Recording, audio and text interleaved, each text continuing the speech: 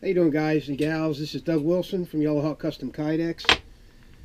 I'm just sitting here polishing the edge on this CPM3V LMF1 by Mike Wallace. This is one of my designs that Mike Wallace builds for me. I have my IT guy editing a comprehensive video right now with the BMF2 and the LMF1 in the same video. Just I'm working with them, building a fire, doing some stuff with these knives. Okay, just a real quick update on this knife. Future versions of this knife, and now this knife is going back to Mike Wallace, and he's going to rehandle it. He's going to put new scales on it, new G10 scales. And the G10 is actually going to come into the ricasso all the way in, okay? So it's going to fill up the whole ricasso area all the way up to the spine, okay? That does two things. It gives you better purchase with the finger choil here, all right? And it feels better on your finger. And it's also easier for me to Kydex, okay? So, like I said, future versions of this are going to have the whole ricasso filled up with G10, all right? Okay, here's the update. Okay, I'm gearing up to go down to Blade Show with Peter Kohler from Dark Timber Custom Knives. Okay, Peter Kohler got a table at Blade Show. Okay, it's Peter Kohler's table. Okay, and I tell you, I'm honored to be included, to be able to sit behind that table, because we're going to have about 15 knives there or so with Yellow Hawk Custom Kydex sheaths on them. Okay?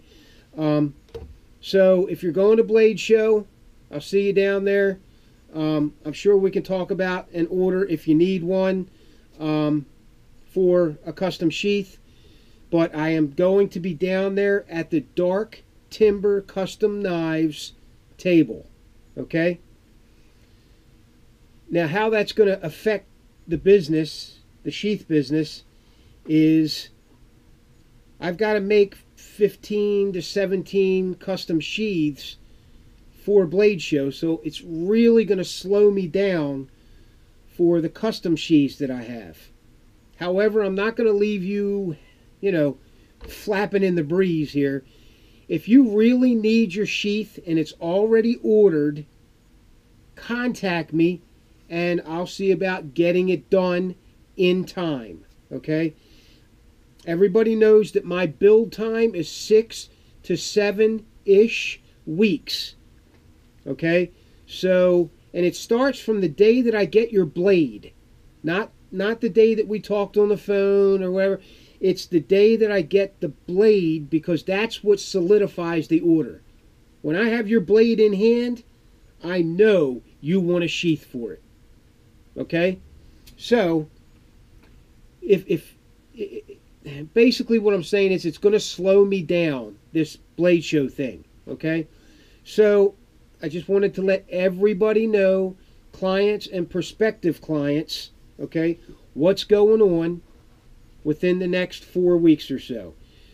Blade Show is the first weekend in June, so until that time, I'm going to be working on a lot of other sheaths for Blade Show, okay? This is a big opportunity, especially for Peter Kohler at Dark Timber Custom Knives. Not really me. I can take it or leave it, but I want to make this as special as it can be for Pete.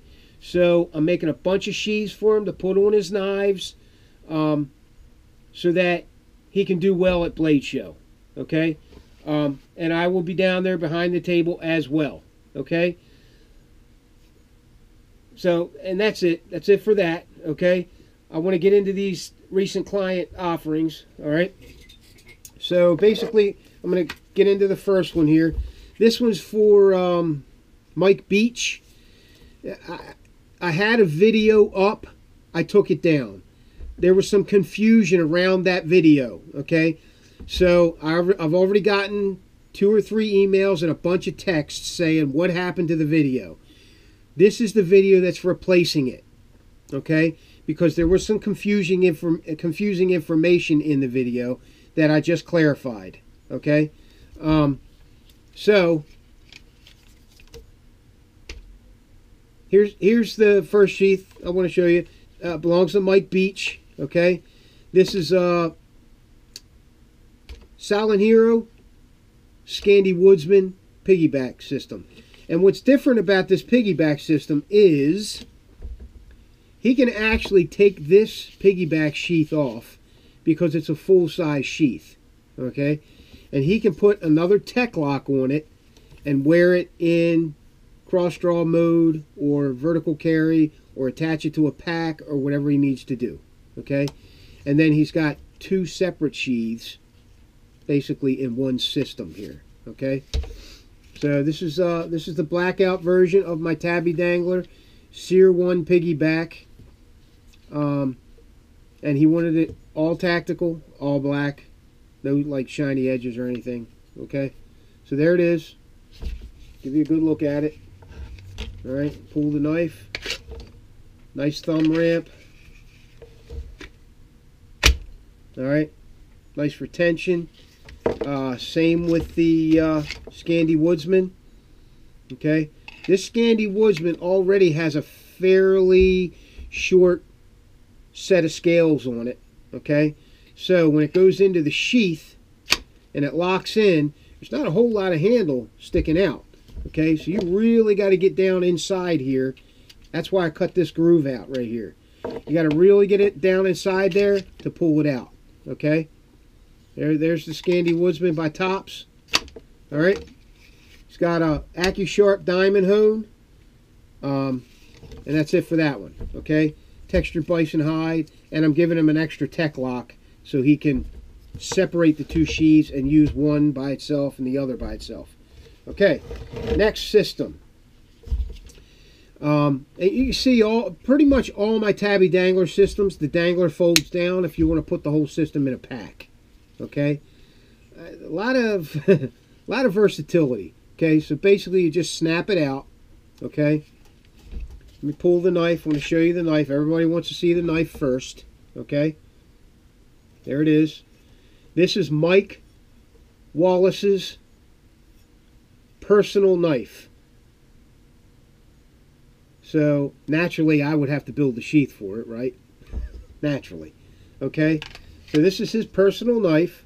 This is HXP steel. I mean, really, I tell you.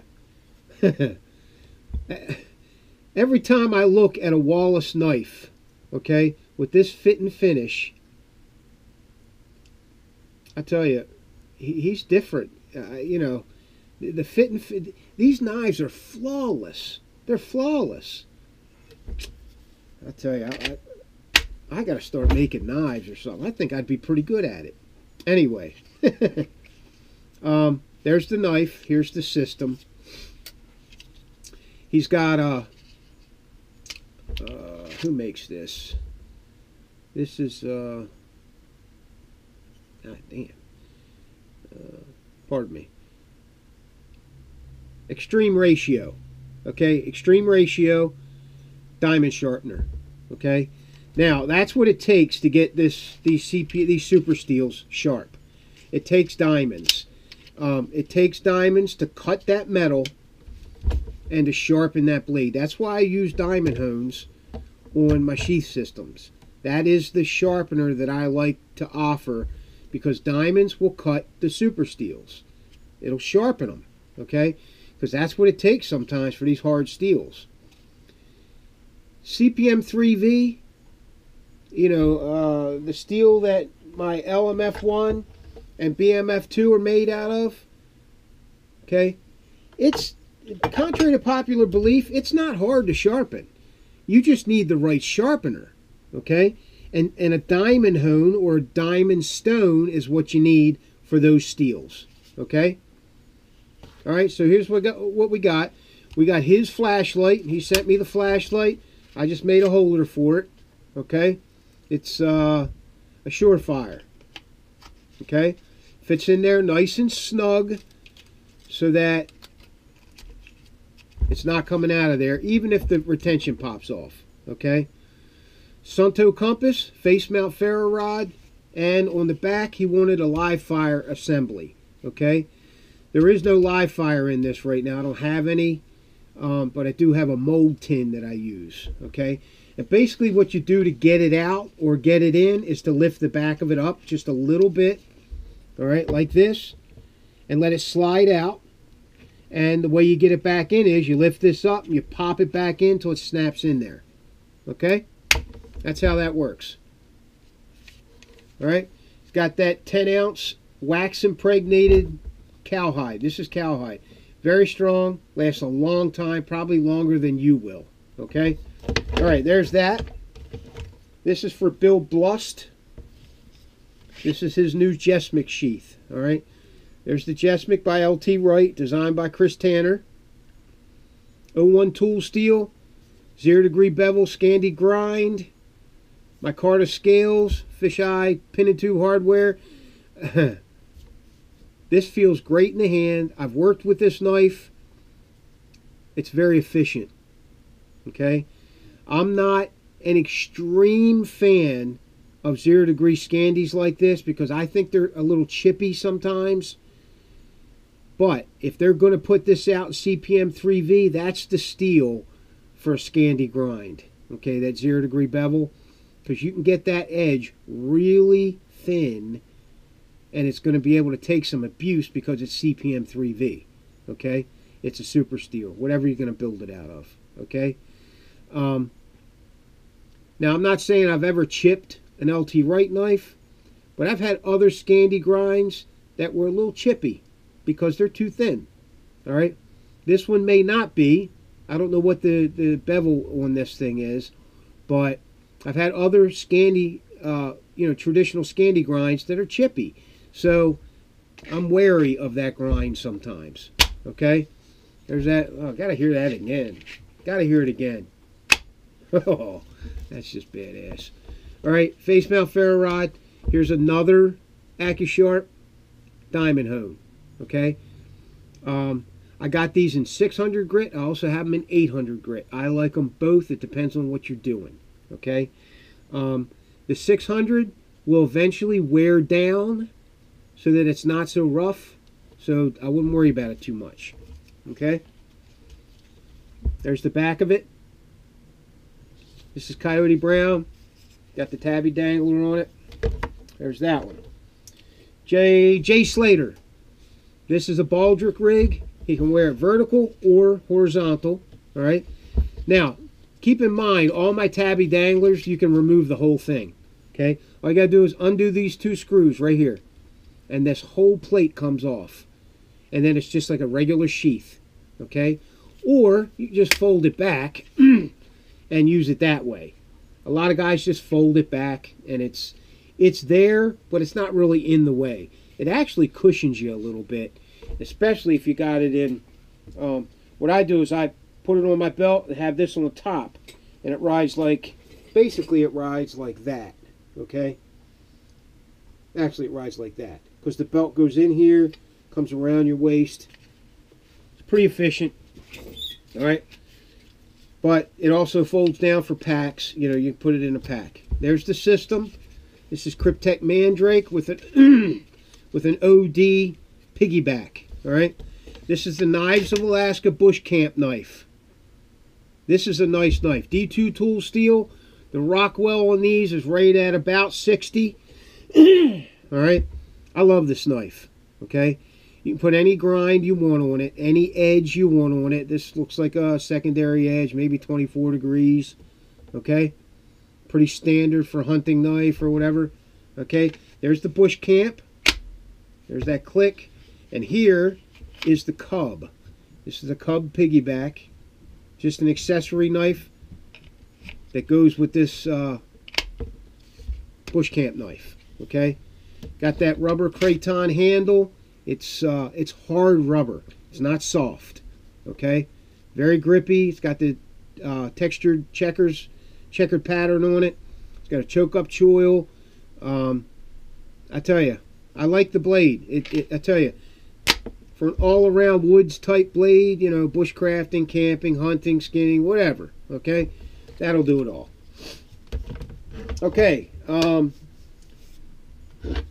show you this, what I'm working on here. This, I don't have the retention on this one right yet. I'm still working on it. But this is Kydex Altitude. Okay, it's a green, gray, and dark green pattern. Kydex pattern. Okay, and I'm making a new sheath for my Mike Wallace Spear 2. This was his knife. He gave it to me as a present. Okay, so I'm completely honored to receive this knife from him. All right, I mean, that is tight, but that booger's hard to get out of there right now. This is part of the hand manipulation that I have to do. I'm going to have to soften up the retention a little bit, okay? But this is the kind of retention you can get out of Kydex. I mean, that is absolutely tough in there, not coming out, okay? So you can make Kydex as tight or as loose as you want, okay? All right, so Delta Whiskey Backcountry, that's a badass blade. Just to recap, I will be at Blade Show at the Dark Timber Custom Knives table. Okay, my sheaths will be there, but it's the Dark Timber Custom Knives table. All right, guys, that's it. This is Doug Wilson, Yellowhawk Custom Kydex. Thanks for watching, and I'll see you on the next video. Please like, share, subscribe, you know, all that YouTube stuff. I'll see you.